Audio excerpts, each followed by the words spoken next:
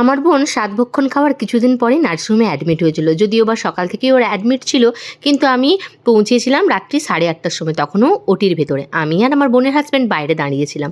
তো এরপরে বাচ্চা হয়েও গিয়েছে। এবার কী হয়েছে তোমরা দেখে নাও।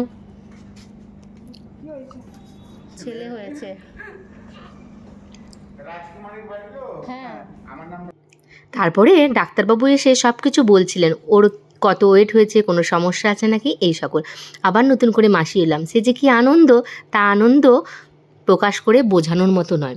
একটি ফুলের কুঁড়ি এলো ধরায়, স্নেহের পরশে ভরিয়ে দিল ধরা, ছোট্ট হাতে ছোট্ট পায়ে আনলো নতুন গান, পৃথিবীতে আলোকিত করে রাখুক চিরকাল। ছোট্ট মাখন সোনা, পৃথিবীতে তোমাকে স্বাগতম। তোমার জীবনের যাত্রা ভালোবাসা, হাসি, অফুরন্ত আনন্দে ভরে উঠুক, এটাই ঈশ্বরের কাছে কামনা করি।